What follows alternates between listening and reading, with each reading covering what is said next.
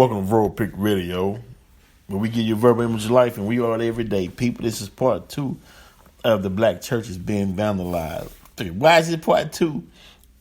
Simply because I was interrupted at someone's at the door. And I had to cut the first one short and pick back on this one to make this part 2. So that's what it is, right? Now, what we got to understand is they are organized, right? Now, you don't see all the players, no. Just because the ones that you see out in the streets causing the destruction and the damages, right? When they meet behind closed doors, it's every social class. It's the suits, the ties. It's the camouflage gear wearers. All of them, all behind that room, strategizing, right? Now, what our problem is I'm sorry. What our problem is we can't unite. Why we can't unite? A lot of it is due to money, right? Because we want a lot of it due to money and ego. Certain people who start certain organizations who be getting money don't want to unite with other organizations that's stronger than they are because they feel as though the money won't be there. Their status and position won't be there. So they sacrifice the whole just to get some petty gain in their mind that they're gaining, right? When we could have one body, and I don't care what you call your organization, as long as you all are working together, right?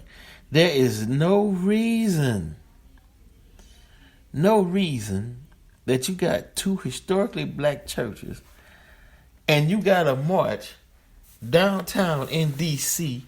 and you don't have security out there protecting what's yours. This is a capitalistic society. What system are y'all live? Do you understand the system you living in? You think that some of these officers is gonna come and rush to your aid and say, hey, y'all get away from that black church. Don't be doing that what y'all doing over there. They all working together. You got to be out there and saying, hey, man, look, I love this church. Man, this church been in the black community since the 1800s. Don't come around here with that. And if you do, we're going to have to defend our property. Business is warfare. I mean, I hope you can understand that. I mean, it's... Wow, man. I don't know what to say. Why some of these leaders, look, why don't some of you leaders get with the NFAC then if you don't like the Nation of Islam and be like, look, y'all got members down here in D.C. Well, we taking up a collection. Can y'all, at nighttime, let's say from 9 p.m., to 6 a.m. in the morning, patrol these grounds, and we'll pay you all to make sure don't nobody come in and tear our stuff up. I mean, or you can get the FOI. Look, we pay the FOI a certain amount, from this just to make sure that we're safe and, think. I can't believe it. Now, look, this is Carnell Williams Brooks, right? His response. This is his response. On my Sabbath, I wake up to the disgusting image of Proud Boys ripping down a Black Lives Matter banner from my church. Will, #Trump, who held up a Bible in front of a church, bless, not condemn this racist vandalism against Metropolitan AME Church ? You see what I'm saying? You just threw it up in the wind and you left it for interpretation. Look. Will Trump. That's Will. Now, if you want to invoke Trump, you say Trump. You the president of the United States. My tax dollars are going to this system. I want you to get out there and condemn the acts that just took place on the Metropolitan AME Church. Right? Yeah, if not, all our congregation, we getting together and we be right in your face. So and so, I mean, come on, man. You got to give them something to work with. You was disgusted. Okay, so that means you disgusted. That means there's some action behind the disgust. What you going to do about your disgust? Right? You going to get a group of men and y'all going to stand in front of y'all church and say, man, y'all better not come over here again. Right? You going or you going to get a group of people together to raise some money to hire some protection. To show the people who really mean you harm that we're not easy prey. It's the response. Because, see, when the white supremacists reach a response, they like, oh, it's open season. This is a field day. You know? Look, there were multiple stabbings reported near a bar that is popular among the Proud Boys members. Okay, so they got a bar, they know where they at. Out of the estimated thousands of protest attendees, nearly 24 people were arrested. 2 police officers were hospitalized now. Now you had 2 police officers hospitalized. And you mean to tell me Biden don't have the whole National Guard and force out there dealing with the Proud Boys, and you just arrest Grandmaster Jay of the NFAC for pointing a rifle, looking for snipers who had a flashlight on the end of it. Come on, man, seriously. Wow, dude, this is... Wow. Kamala Harris reacted in part to Trump's words by calling it dog whistling through a bullhorn. The Proud Boys apparently heard Trump's message loud and clear, promoting them to celebrate on their own online platforms in a renewed commitment to their president, a commitment that is culminating in apparent hate crimes being committed in the name of baseless claims of election fraud. Wow, man. Wow. I mean, if that is true, you mean to tell me you got an open thread? The rhetoric is there, but the action is lacking. Y'all not out there like, hey, man, we're not having this in America. This is the type of America we want. Y'all don't fit. We not taking it anymore. Look, don't do this. You can't do this, so and so. Because I done seen them change laws just to stop black people from what they were doing. They didn't like the style. Didn't like so-and-so, didn't like the gathering in public and so-and-so, so they recreate laws to stop it while at the same time. Wow. Your own sons, old Bubba and Billy Bob is tearing down your country, but you're so frightened till you just, not frightened, but you just don't want to go against them, so you just let them do it. Wow, dude. You know what that reminds me of, though? Okay, I'm going to tell you what that reminds me of. It reminds me when drugs was first hitting the black community, right? And some old lady who everyone in the neighborhood knew, but they knew what her son was doing, right? But they didn't want to call the police on her son because they knew it would break her heart. So they turned a blind ear.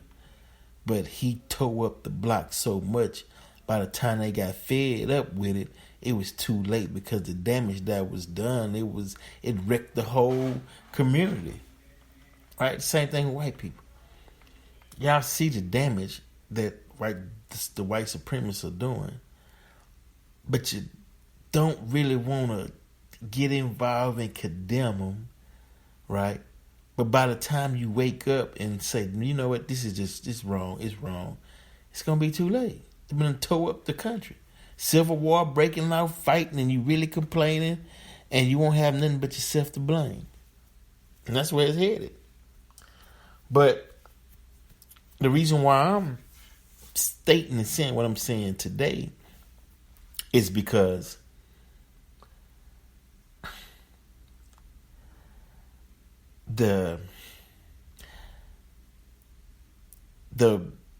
those of us that has these weak response to serious issues, when those unite, right, and make headway in the situation, how can they trust the ones who were so weak and who sold out just for favors, right? How can they accept them to come into the fold when you don't know if they're a spy or if they really with the cause or what? You know? How can you, it's like, it's hard to trust you now, dude. The fighting been going on. The stance is being taken place. We getting some leeway. Things are being diplomatic. Hey, we want this territory. Let's separate. You know, everything's going, and you like, okay, let us in. It's like, dude, you fought against every move that was made to unify the people. That's the problem. You know, we had black pastors fighting against the Million Man March. I seen someone when Minister Farrakhan was at TSU protesting to black Christians not to go inside of the meeting and outlet, and at the same time your white counterparts calling you a nigger. Yeah, it's hard to grasp the mindset of people like that. I don't know what it is or what they're getting at. Only thing I can come close to is what Harriet Tubman said. She freed 1,000 slaves, could have freed 1,000 more if they knew that they were slaves. So maybe in their defense, maybe they don't understand that their response is a response of weakness, because maybe they've been weak all their lives, and in their mindset that that's the best that they can do. And we asking for more from them since they're in leadership positions, but maybe they're saying in their mind, I am being strong. And maybe we've seen strength because we've been rolling with Malcolm, Minister Farrakhan, Garvey, Deuce Ali, the Honorable Noble Drew Ali, Sheikh Anta Diop, so on and so forth. Steve Coakley, Bobby Hemmett. You know what I'm saying? And then we hear these weak toasts. It's like, dude, what the hell are you talking about, man? You're going to get your people hurt. Do you know who you dealing with? These people don't like you for real. And you coming out representing the white Jesus that they gave you that they don't even respect. Once they see you black holding up white Jesus in their mind, they like, dude, something is wrong with you. I don't know, man. It's crazy, right? As Trump rails against loss, his supporters become more threatening. The president's baseless claims of voting fraud have prompted outrage among his loyalists and led to the behavior that Democrats and even some Republicans say has become dangerous. See, they know how to use rhetoric and be on code, but be in between the lines, so they don't have to make a hard stance with actions to back up the words, right? They know how to do that, right? And I'm talking about white people. With a key deadline passing Tuesday that all but ends his legal challenges in the election, President Trump friends' campaign to overturn the results has reached an inflection point, right? And basically what this all is saying is it's over for Trump because he reached his end. But the problem is his supporters are becoming more angry and more outraged, right? So what is there to do, right?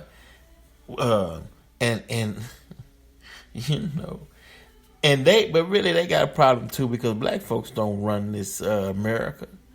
You know what I mean? But in their mind, they feel like we're the scapegoat because we allowed it to be. Had you all, and I'm not in high. I know if hindsight is 2020, but and then I know no one likes to hear anybody say "I told you so."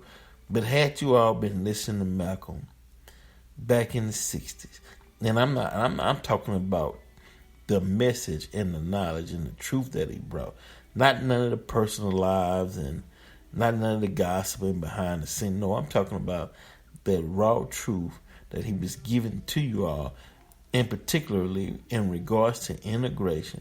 Had you all had listened back then, we would have been stronger today. But we so arrogant and so proud that we still want to beat the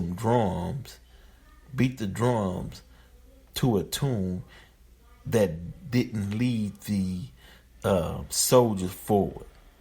You want to beat the drums to a tune that has no energy and no relevance. It's not calling anything to action, but you want to continue to beat it out of arrogance because you don't want to. It's like Trump. You don't want to admit defeat. It's like Trump. Trump don't want to admit defeat. That okay, he lost the election. He out still trying and gathering up people and support. It's the same thing as the church. You don't want to admit the fact that they lied to us about the white Jesus, and what they gave us was to keep us in destitute and slavery. And you don't want to give that up. You too proud, and you got your supporters still passing on that same ideology that's ineffective in 2020, and you want to keep pushing the narrative because you got too much pride to say Honorable Elijah Muhammad was right. Martin Luther King knew the Honorable Elijah Muhammad was right. That's why he met with it. Why Martin Luther King met with the Honorable Elijah Muhammad. He knew he was right. Y'all still too arrogant. You know, we gonna find a way. Y'all think, maybe they don't know what a friend is. You know, maybe they really, after all these years, don't really know what a friend is. Or maybe they not aware at the fact that how many promises been made and how many of them been kept. How many promises been made and black folks came in on with their end of the deal and then had to chase down they slave master or they colonizers and try to force them to hold up their end of the bargain. And they can't hold up their end of the bargain because if they do, in their mindset, that means that they see you as an equal. So they got to tip the scale. They got to wake up, man. That's all I'm saying. I don't even want to. Bro Pig Radio, we out.